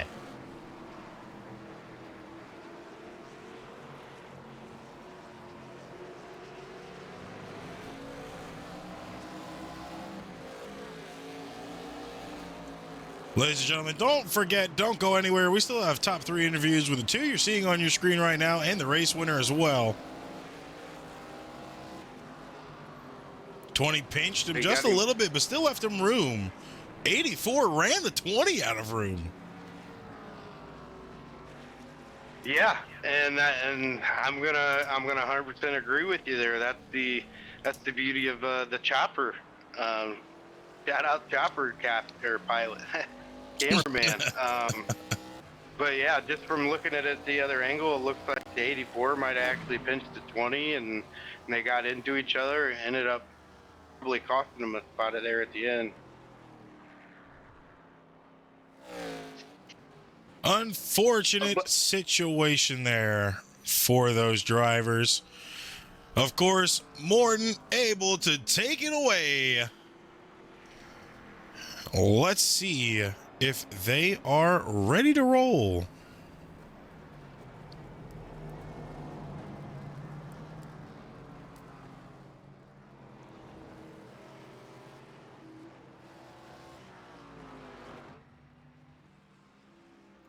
Awesome. We have got all three of them ready to go. So we're going to back it up a little bit. Throw it to the white flag cam, as we always do. And start off with our third place finisher. That being Christopher DeWald. You got a copy, boss? Yes. Yep. Sorry. No, you're good. You're good. So a little bit of a tough race here tonight. Only 5 of you guys finished on lead lap. You started in 4th. You were able to push yourself to 3rd. A little bit of a situation there coming out to the checkered flag, getting ran out of room. It was a little difficult situation there. I mean, Chopper kind of showed it all. Of course, it was a battle for second. That is still a points battle for you two. How do you feel the racing actually went tonight in the Arca cars at a road course, especially Lime Rock? Overall, I thought it was pretty decent. Bunch of the lap cars would give way to the faster cars, if they were ultimately much slower. But I mean, overall, I'd say it was a pretty good race. It's probably one of the most fun races I've had on a road course. I'm not a road course ace by no means, so this was just a lot of fun overall.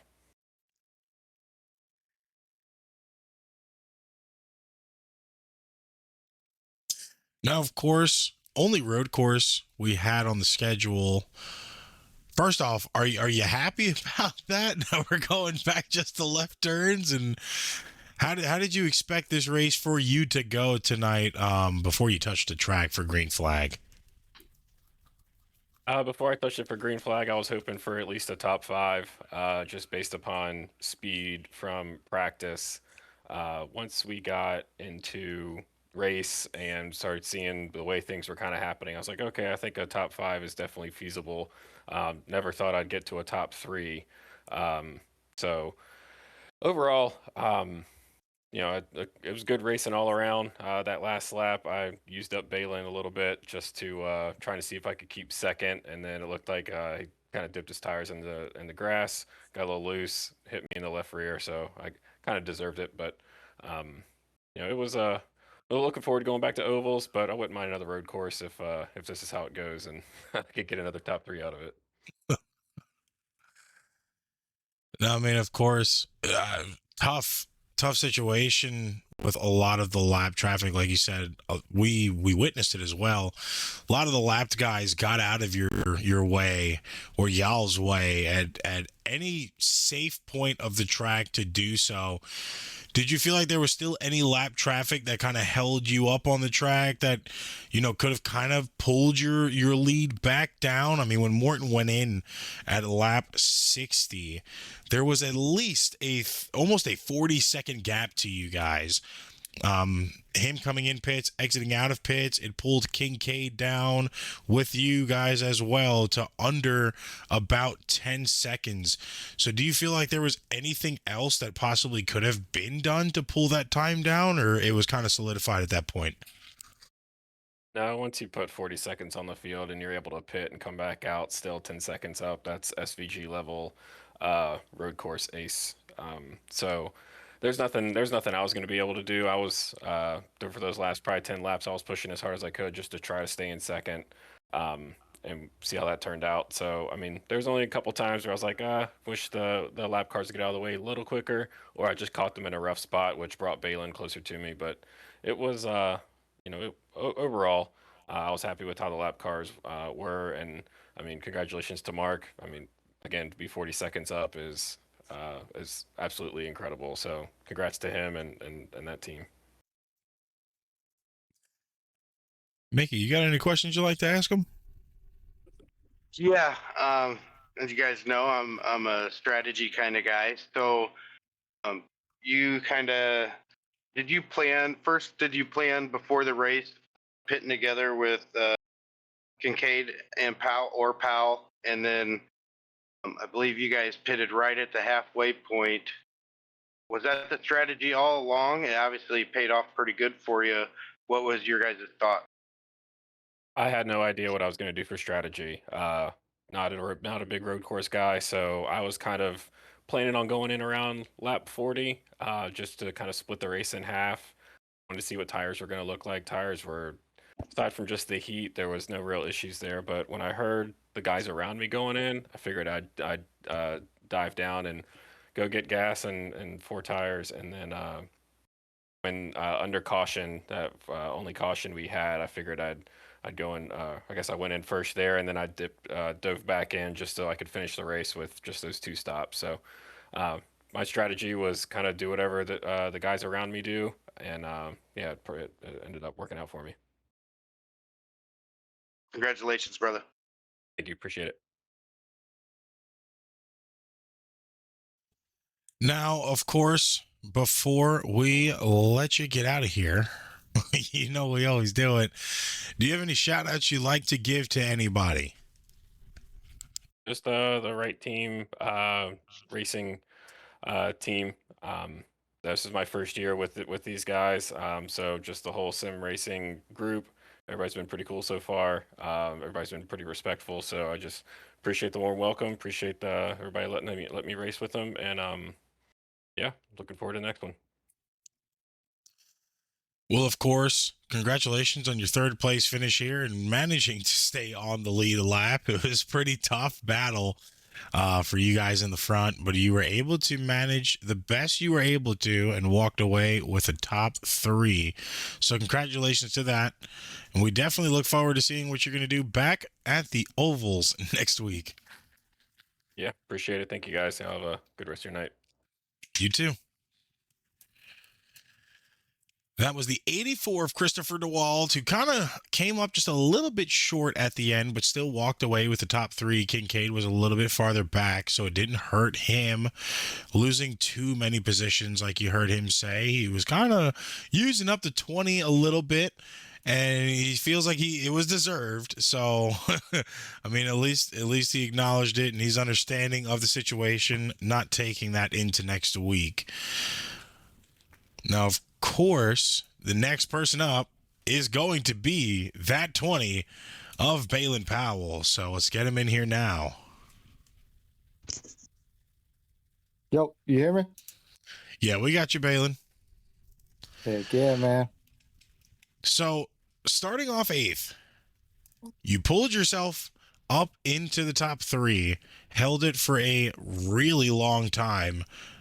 Early pit cycle, lap 41. We didn't think you guys were going to be able to pull off finishing in that top 3 position. Of course, Mark going into pits at lap 60. You guys gained a lot of time, at least 23 seconds on them, but still not enough to take away the win. How are you feeling about not only your overall race, but just the racing here tonight itself? I feel good, and that was an absolute blast. If anybody tells you otherwise, they're lying. I don't even like road courses, and that was fun. I would do it again tomorrow. Oh, I guess we are, but that track. Now, kind of take us through some of your strategy to finish within the top 3. I mean, it was you had a really good position early on. Not many wrecks happened in the front. We've seen a few spin outs in the front, but it was really some of the lap traffic with our leaders. Kind of take us through your progressions here tonight and, you know, what you had to do in that car to put yourself in that second place position. Respect the lap cars. Watch for the lap cars, you know, just kind of move around them. Nothing really too crazy. I mean, keep tires under it. Don't run off the track. And the rest really follows suit if you got a little bit of speed. I ain't gonna lie to you. I don't race road courses at all. I know everybody says that, but I really don't. I practiced yesterday for about 20 minutes. I was like, okay, I can do this. Got in practice, finished 8th. I was like, yeah, I'm finishing 10th or I'm getting wrecked. And to pull away second, top 3, I'll take it. Mickey, you got any questions for him? So, you know, last 4 or 5 laps there on the bumper of the 84. Question 1, hard were you pushing it to try to get to that second spot, or were you content with third there? and then you seen the 84 get loose and an opportunity to rise. What was going through your head when you seen him get loose?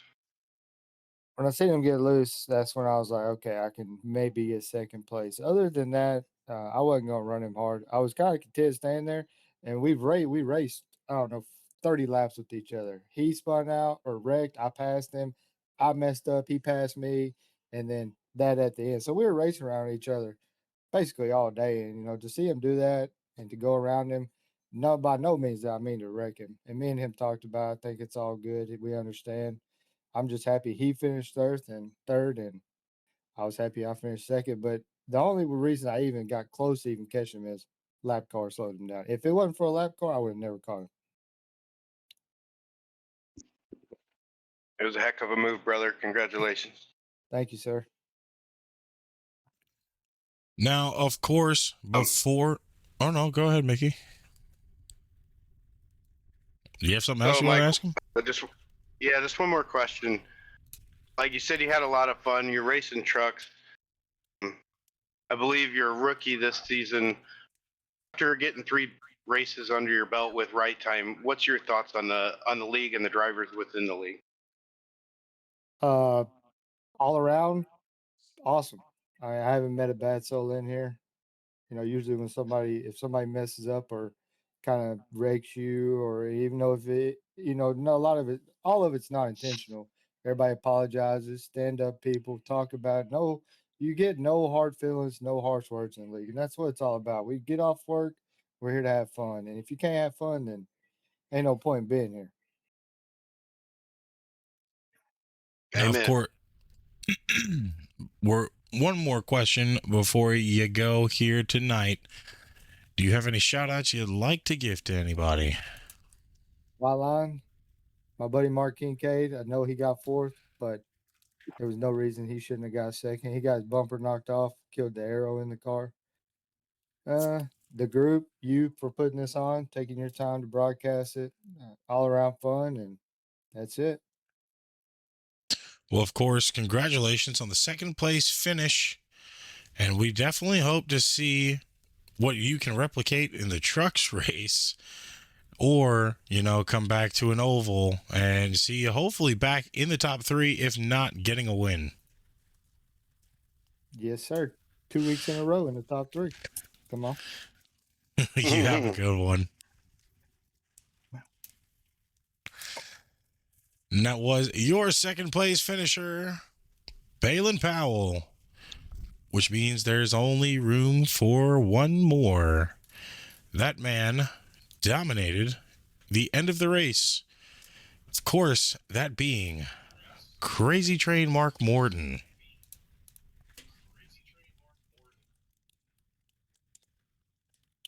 Mark, you there? Yeah, I got you. Hey, there he is. Sorry. No, you're good. Yeah, now I can hear you. Another week of hearing Crazy Train play in the background, and another win for you. How are you feeling tonight? Honestly, I feel lucky. The race didn't go like I thought it would. In the beginning, I thought I was gonna lose it, and I did, and I lost it 600 more times, but I was able to keep it in and hit my marks, and just let everybody lose it when they did, and not lose it in the same spots that they did.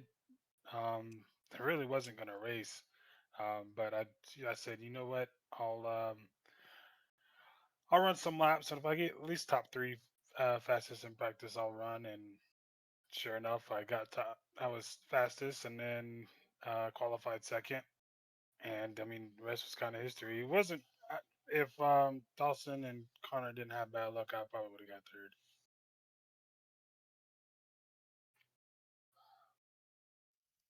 Now, of course, we saw a dominant lead, 40 seconds almost to second place before you even went into pits.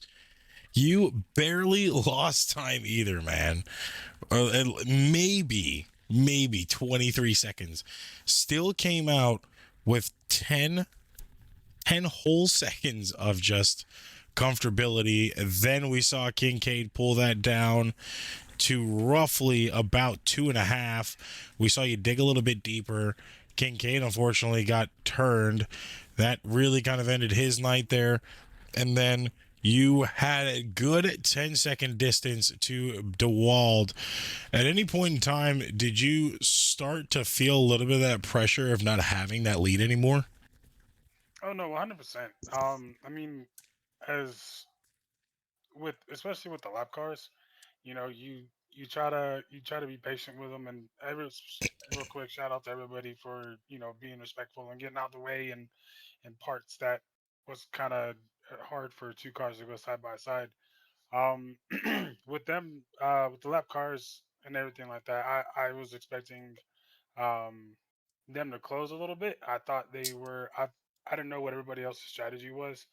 Um, but I mean, I try to manage the gap, but I also try to be patient around these the uh the lap down cars because they're all full time. I was just and I'm part time, and I didn't want to ruin anybody's race, and I just tried to like I said, be patient and try to manage the gap a little bit because I mean, if I mean I lost it 600 times before I took the lead, so I figured if I would have lost it one more time, that lead probably would have been gone. My tires would have been shot, and I didn't want to, I probably just would have rode around until if somebody lost their lost it. But fortunately for me, I was able to keep the car underneath me. I had a couple scares, but yeah, I mean keeping it underneath me, it kind of worked out in my favor. Up here in the booth with you, Mark. Um, First of all, congratulations on a dominating performance. My first question would be going into the pits there that last time there around lap 60. Did you contemplate not taking tires at all? You were still putting distance between you and second place, who had pressure tires. Did that cross your mind at all? Oh no, 100%. With the being loose, with the tires spinning really badly, especially going up the hill. That was my biggest concern. And I didn't want to, like I said, I didn't want to spin it and lose it because to me, older tires were a lot better than fresh tires. Don't like, and new tires are great and everything, but once those heat temps and the tires kind of came up to par, um, that contemplating on taking tires and that kind of just went away, and um, I I thought about getting a also not doing it just so I can have that bigger gap, but I didn't know how close they were going to come to me once I came out of the pit. So my mind was running 100 miles a minute, but luckily it kind of worked out for me in the end. So you kind of answered my second question. You come out and like T-Bone said, it was around 10 seconds. DeWald, and then we're able to pull in within about 2.5 seconds, and then you started to put another gap in there. How much, you know, my question was going to be, how much did the older tires work in your favor for you when you finally got them warmed up? It seemed like it took 2 or 3 laps. Yeah, it did. It did. And I was kind of conserving them because you didn't think there would be a caution in a road course, and sure enough, there was. And I was kind of minding my tires. I was going to probably be dumb and not take tires because having the tires that are warm would have been better probably at first, but I'm pretty sure everybody else probably would have caught me if they didn't spin out. Now, of course, not being full time down here, you only have a limited amount of races you could run, of course, this being one of them, and taking away the win at it too. We're going to Coda in the trucks tomorrow. 55 laps. How are you feeling about your odds over there? Well, this track is completely different than Coda. Me and David ran some laps. I feel confident. especially after the night. I was really just racing just to get some road course practice in and making sure my shifters and everything like that on my wheel works pretty well. Um, I don't want to I don't want to count my chickens before they hatch, but I feel confident. I just gotta figure out a way to conserve my tires because during the practice that I ran, I would spin them out. I kind of got my brake points down. There's a couple turns here and there that definitely going to need to practice it. And luckily, I'm off the next 4 days, so I'm going to be practicing a lot over those next 4 days to uh, get better and beat David and beat Nikki because I hear Nikki's really good at road courses. Um, if I would have picked someone, not including myself, I'd probably pick Nikki to win it tomorrow. I just gotta, mind my p's and q's, hit my points, and not get finagled under pressure by people that are around me or possibly lap cars if we were to get to them. Well, of course, before we let you go and enjoy the rest of your Wednesday, hopefully you don't have work tonight like you did last time. Well, then good. You can actually enjoy the rest of your night. As always, you know the drill. You got any shout outs, man? First and foremost, both you, as always, Tyler. Both I want to thank you and Mickey for taking time out of your evening to broadcast the race. Um, David Callahan for well, actually looking at it, there is no paint scheme on my car, so no. No, there was I'll not. give a small, yeah, I'll give a little small shout. I think it's because I ran a Chevy instead of a Toyota, so that's technically on me.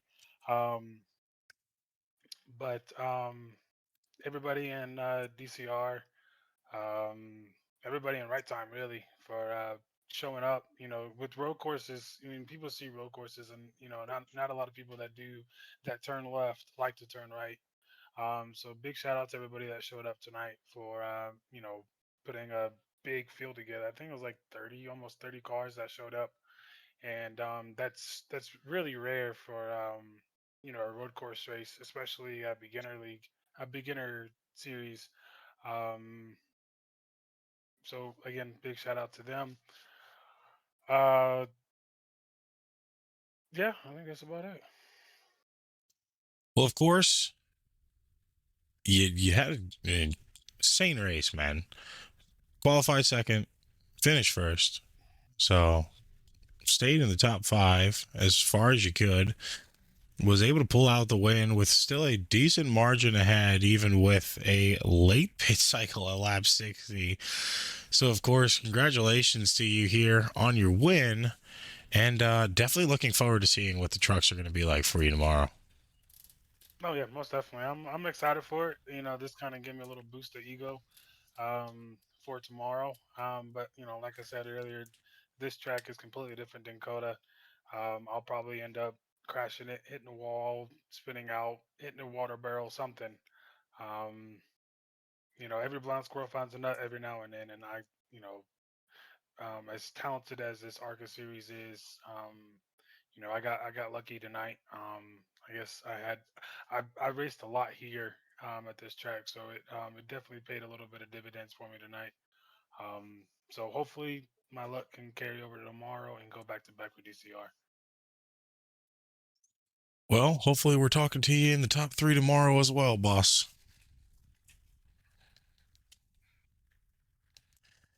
Until then, we're going to let you go and enjoy the rest of your night, man. We hope to talk to you soon. I appreciate you guys. Both of you have a wonderful and blessed night. You too, man. Hey, congrats, bud. Thank you. That being your leader and winner, Crazy Train, Mark Morton. Well, Mickey, how are you feeling about the race after that?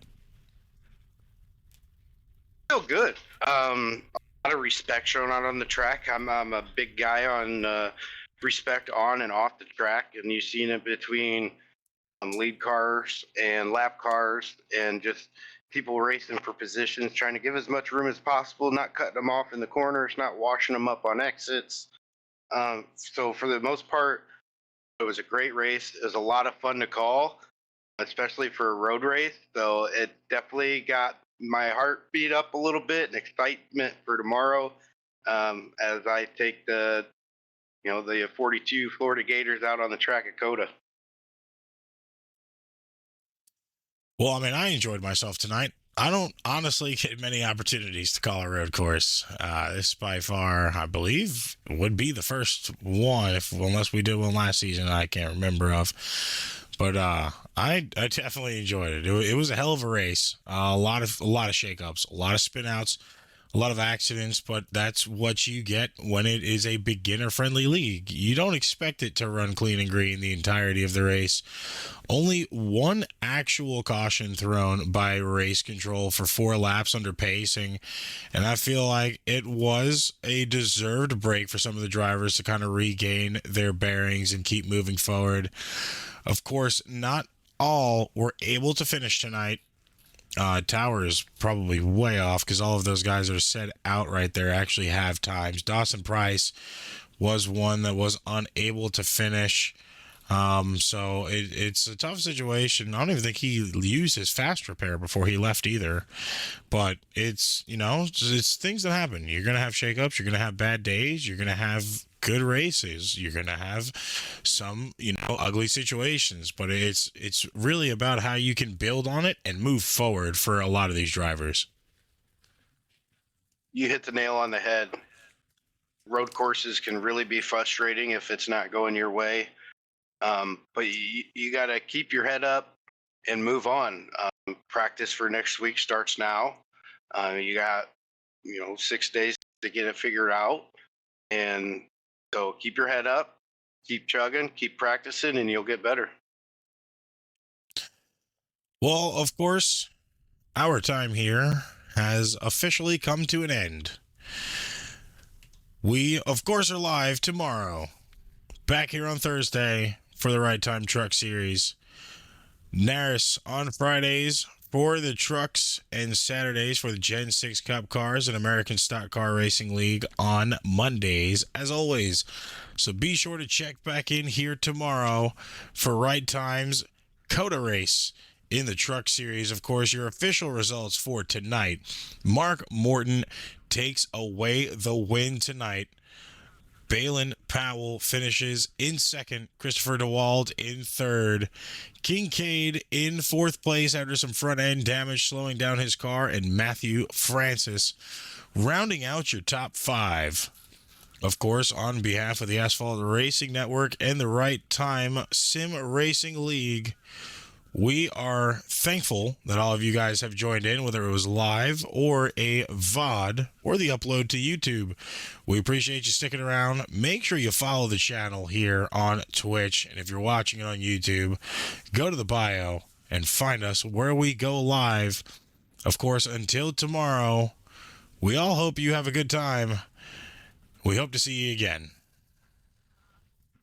Good night, everybody. Oh, yeah, and of course, Mickey, it was a pleasure having you back up here in the booth again, bud. It's an honor, bud. I appreciate you. Until next time, folks, we will leave you with the last lap where Mark Morton takes the win. We'll catch you tomorrow.